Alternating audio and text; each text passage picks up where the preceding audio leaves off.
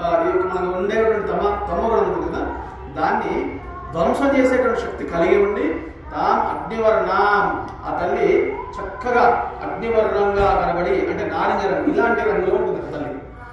అందుకే ఇవాళ ఎరుపు రంగు కడతాం. అంటే ఎరుపు కానొచ్చుగా అదొక రకమైనటువంటి అరుణవర్ణము, బాలాక్య వర్ణము అని అంటాము.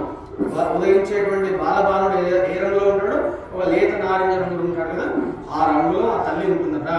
ఆ యొక్క అగ్నివర్ణం అనే పదానికి అగ్ని అనే అర్థం స్ఫురిస్తుంది మనకు.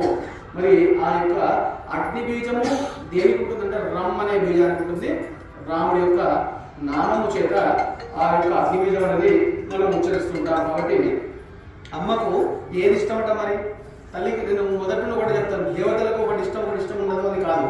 మన కర్మను అనుభవింపజేయడానికి ఆ తల్లి మనము ఇది ఇష్టపడ్డట్టుగా అనిపిస్తుంది. ఆవిడ ఏది ఇష్టపడదు, ఇష్టం అనేది ఉండదు, మనుషులకు ఇష్టం ఉంటుంది. మన ఇష్టాలు అమ్మవారికి చేసుకుంటుంటాం. మరి ఆ అమ్మవారికి ఏది ఇష్టమట అంటే వేదోక్తమైనటువంటి కర్మలు ఇష్టమట. వేదోక్తమైనటువంటి కర్మలు అంటే వేదం ఏది ప్రతిపాదించిందో ఆ కర్మని అమ్మవారు ఇష్టపడుతుందట. అంటే పూజలు, వ్రతాలు, నోములు ఇలాంటివన్నీ కూడా వేదోక్తంగా వచ్చినటువంటి కర్మలు ఏవైతే కల్పోక్త విధానంగా వచ్చినటువంటి కర్మలన్నీ కూడా ఆ తల్లి ఇష్టపడుతుందా. కాబట్టి అమ్మవారికి ఇష్టం కావాలి అని అంటే మనం అమ్మవారిలా మారితే కానీ అమ్మవారు మనల్ని ఇష్టపడదని గుర్తుపెట్టుకోండి. అమ్మవారిలా మారడం అంటే శుచిగా ఉండడం. శుచిగా ఉండడం అంటే పొద్దు పొద్దుగా స్నానం చేయడం కాదు, మనసును స్థిరంగా పెట్టుకోవడం, కోరికలు అదుపు చేసుకోవడం. స్నానం చేస్తే పొద్దున కావడుతుంది, రోజు తలస్నానం చేయాలి. తలస్నానం చేస్తే తలలు బోడులైనా తలపులు బోడులు కూడా అంటాడు. తలలు బోడులు అయితే మాత్రం తలపులు బోడులు అవ్వాలి కదా. అంటే నువ్వు తీసేయాల్సిన కోరికలు తీసేయాలి. తిరుపతికి వెళ్ళి జుట్టు ఇస్తారు కదా, జుట్టు కాదు చేయాల్సిన కోరికలు ఇవ్వాలి. కాబట్టి రోజు తలస్నానం చేయడం ద్వారా వచ్చేది తలపు తప్ప ఇంకేమన్నా. తలస్నానం కాదు చేయాల్సింది.